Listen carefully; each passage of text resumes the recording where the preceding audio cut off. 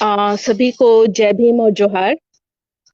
यहाँ पे गार्जियन के स्वरूप में दयामनी बारला जी हैं। वनीता जी को हम लोगों ने अभी सुना, और लता ताई। सब लोगों को बहुत दिल से याद करते हुए मनीषा को सबसे पहले नमन करना चाहूंगी। आ, ना सिर्फ एक मनीषा, बल्कि हर दिन जो नहीं दिखने वाली मनीषाएं इस देश में अचिन्हित रह जा रही हैं। मैं उन लोगों की तरफ भी आप लोगों का ध्यान आकृष्ट करना चाहूंगी कि जब भी हम लोग आदिवासी समाज के जल जंगल जमीन की बातें कर रहे हैं, और उसके संरक्षण में महिलाओं की भूमिकाएं क्या है, वो किन चुनौतियों से गुजर रही हैं, इस पर जब हम गौर करते हैं, तो वनीता ताई ने जिस तरीके से हम लोगों के सामने बातें रखी कि एक महिला होने के नाते बार बार उनका एक कार्य क्षेत्र चूल्हे तक दिखा दिया जाता है। राजनीतिक जितने भी अधिकार आप इलेक्टेड होकर के बन के आ रहे हैं, सरपंच की भूमिका में आ रहे हैं, उसके बावजूद भी जो रवैया है, तो वो सिर्फ महाराष्ट्र की स्थिति नहीं है। यह स्थिति हमारे झारखंड में भी देखने को मिलती है। और झारखंड क्या, बल्कि पूरे भारत में, और भारत से भी बाहर अगर हम लोग विश्व की बात करें, तो विश्व में भी ये चुनौतियां बिल्कुल स्त्रियों के हिस्से पड़ता ही पड़ता है। मैं बात करना चाहूंगी झारखंड में जो जल जंगल जमीन की लड़ाइयों में आदिवासी महिलाओं की भूमिकाएं हम बहुत पुराने लोकगीतों के माध्यम से, लोक कथाओं के माध्यम से पाते हैं। और बहुत मुश्किल से अभी हाल फिलहाल में एक इतिहासकारों ने एक तो अनदेखा किया इन वीरांगनाओं को, इन महिलाओं को। और जिस तरीके से आदिवासी समाज पूरा हाशिए में रखा गया था, तो उसमें भी जो दोयमता एक स्त्री होने के नाते आदिवासी स्त्रियों को मिलता रहा है, वह कहीं ना कहीं उससे अफेक्टेड होती हैं।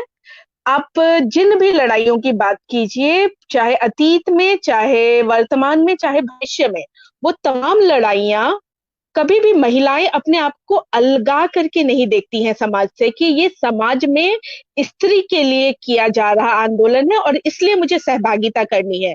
उसके नजरिए में, उसके दिल में, उसके जो एक चश्मा है, एक पर्सपेक्टिव है, वो हमेशा से लार्जर रहा है और बड़ा रहा है। वो अपने समाज से इतर अन्य समाज के भी बहुत सारे मानवीय मूल्यों पर आधारित आंदोलनों को लीड कर रही होती हैं।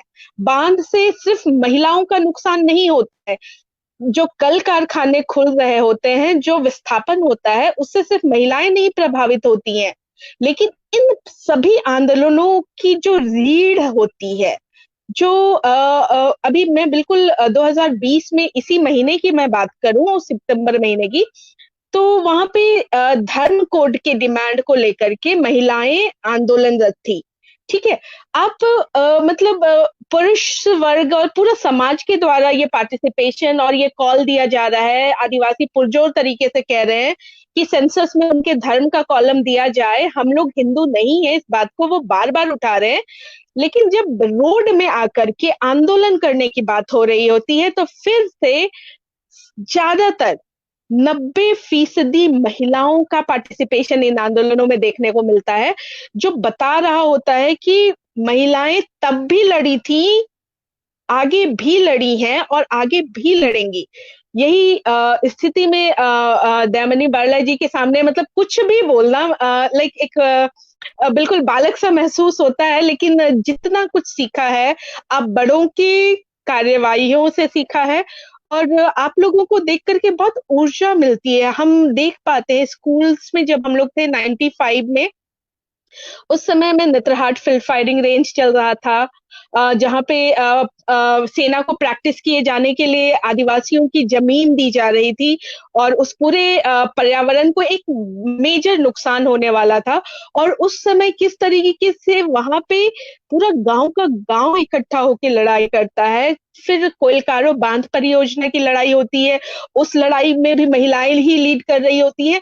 तो कहीं ना कहीं एक लड़ाई का जो अपना उत्स है, अपने दिल में जो जज्बा है, वो कॉम्पेरेटिवली, मैं कॉम्पेरेटिवली बोल रही हूँ, इसको पुरुष जाति अन्यथा नहीं लेंगे, लेकिन उसमें वुमेन के पास ज्यादा एफर्ट है, ज्यादा संजीदगी है, और वो इन लड़ाइयों को न सिर्फ लीडरशिप दे रही है बल्कि कार्यकर्ता के स्तर पे भी, जैसे वनिता ताई ने भी कहा, और दयामनी मैम को भी हम लोग लगातार जो देखे आए हैं, उनके संघर्षों को जो डॉक्यूमेंट किया जा चुका है, जो यूट्यूब्स में उनके सारी लाइफ की स्टोरीज सामने आती है।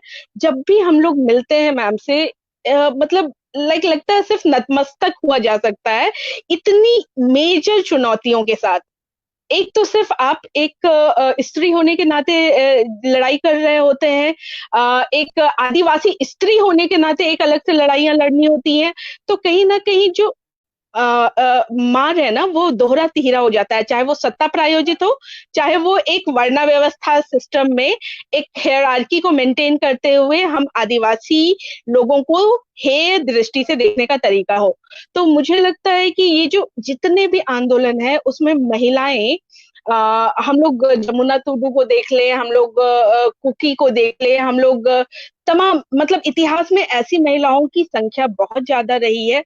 और उन लोकगीतों का आज के समय में हम लोगों से संवाद ज्यादा बढ़ गया है, क्योंकि रिसर्च के वाया और अपने लोगों की शिक्षा दीक्षा में थोड़ी सी पार्टिसिपेशन बढ़ने की वजह से वो सारी बातें खुल के आ रही है। चाहे वो महाराष्ट्र का नोमैडिक ट्राइब से जुड़ा हुआ मुद्दा हो, चाहे वो अरुणाचल से आपातानी ट्राइब से आती हुई कथाएं हो, चाहे हिमाचल से आपके किन्नौरी समाज की घटनाएं हो। तो एक जुड़ाव और एक बातें, एक प्लेटफॉर्म जो कहीं ना कहीं अब तक एक मीडिया के नाम से हमारे बीच से गायब था, वहां पे ये सभी जगह से महिलाएं बहुत बेहतरीन तरीके से अपनी बातों को ला रही हैं। और इन चुनौतियों को हम लोग डील करना चाहते हैं। जो डाइन की बात वनीता मैम ने बताई, तो मुझे लगता है कि कहीं ना कहीं जो हमारा समाज है, जो हम लिबर्टी की बात करते हैं, हम आजादी की बात करते हैं कि हम वुमेन को बहुत आजादी देते हैं, ये हम कंपेयर करते हैं अन्य समाज से, तब हमें ऐसा देखने को मिलता है। लेकिन वही मैं आपको बहुत स्पष्ट कहना चाहूंगी कि जो डाइन नाम की हत्याएं हर जगह पे देखने को मिल रही है, या एक सोशली मोब लिंचिंग की भूमिका में सारे आदिवासी पुरुष साथी उतर आते हैं, वो भी सिर्फ किसी अन्य जाति से प्रेम के नाम पे हो। हमारे सामने वेस्ट बंगाल की घटनाएं सामने है, जहां पे कि मतलब आप बहुत ब्रूटली पंचों के द्वारा, संथाली पंचों के द्वारा आपने गैंग रेप पनिशमेंट के स्वरूप में दिया है, क्योंकि आपने किसी अन्य गैर आदिवासी समाज के लड़के से प्रेम संबंध स्थापित किए। हमारे बीच में ये क्रुअलिटी कभी नहीं थी, जो गाहे गाहे हमारे समाज में भी अब अंदर आ रही है, वो पेनिट्रेट कर चुकी है। और हम लोगों को, मैं कल की परसों की घटना बता रही हूँ कि दुमका में एक फिर से बुजुर्ग महिला की हत्या हुई है, और वो विडो है, और जमीन का ही मामला है, और उसके साथ रेप और हत्या का मामला सामने उभर के आया है, लेकिन उस पर बिल्कुल साइलेंस ही है। और बिल्कुल ये सब दूर के कोई लोग नहीं आयोजित कर रहे होते हैं। दिकू समाज से तो हम बाद में लड़ लेंगे, लेकिन अपने विदीन जो लालच जैसी चीजें घर कर गई हैं, भौतिकवादी हम बनते जा रहे हैं, वहां पे भी लड़ाइयां लड़नी है। तो लड़ाई आज के समय में बाहरी तत्वों से भी है, समाज से भी है, और एक स्त्री होने के नाते अपने स्त्रीत्व को बनाए रखने के भी है। शुक्रिया मैम।